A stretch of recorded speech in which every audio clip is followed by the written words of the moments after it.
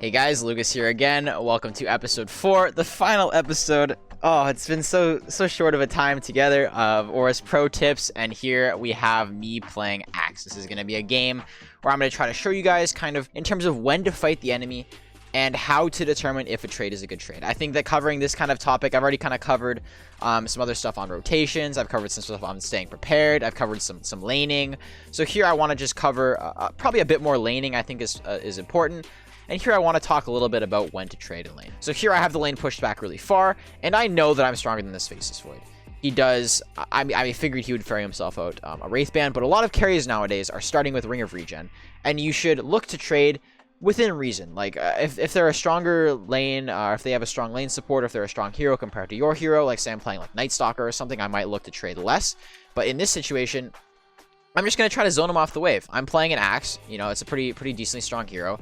I've got a range support compared to their Ogre Magi, so I don't feel bad walking up and right-clicking their Void like this, or their Faceless Void. I'm going to keep hitting them like this. I'm going to keep hitting their Ogre. Like, I want to zone them off this wave, and if I can zone them off the wave successfully, then I can deny all these range creeps. So these trades that I'm taking right now, people ask me all the time, what makes a good trade? Or when should I trade a lane? When should I cast this spell on the enemy in this lane? And as I talked about in a previous video, sorry about that, if you cast Q on the enemy using... Night Stalker, then you have to have a reason for it. Are you going to chase the enemy down afterwards? If not, it can be otherwise used to secure range CS. And in this situation, I take a trade with the Faceless Void as I'm doing the entire lane, and the only difference was I hit level 3 right as soon as the trade happened, and were able to secure a kill. Just some kind of general tips, like you should know your strengths in the lane. Also, when you run at someone, make sure you run at them without aggroing creeps unless you're doing it intentionally. So say that I want to click on this Ogre. I'm playing an Axe, so I kind of am okay with drawing creep aggro onto me. But say that I'm running up at the Faceless Void in general, playing a different hero, I might not want to aggro all of the creeps. You know, it could mess with my lane equilibrium. I could take a lot of extra damage. So that's just something to be aware of as well. But again, keep in mind that it's also very abusable in many circumstances. Alright, so that's going to kind of do it for fighting in the laning stage at least. I can kind of go over some other stuff.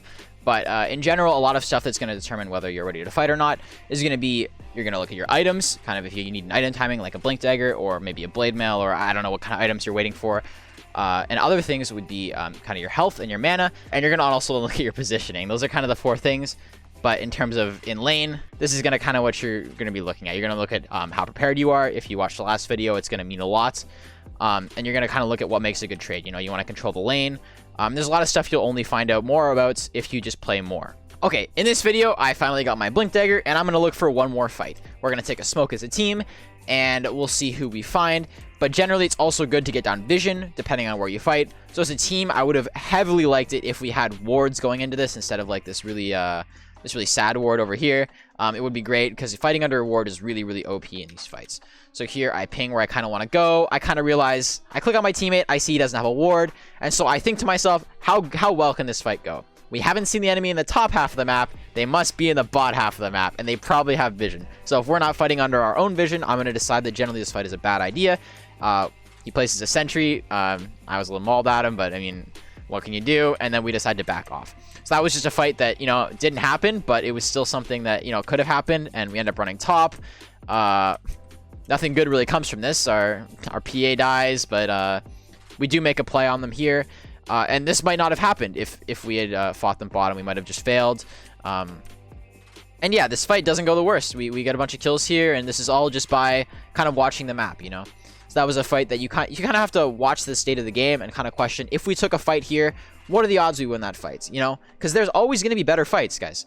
Well, most of the time there's going to be better fights. So I hope that I hope those ideas help you when you choose fights going forward, and kind of just making sure you're watching your positioning and where the enemies could be on the map before you take your next fight. Alright, so that's going to do it for AORUS Pro Tips episode 4. I hope you guys enjoyed this video. It was a real pleasure making all these videos for you guys. I hope you enjoyed watching them as much as I enjoyed making them.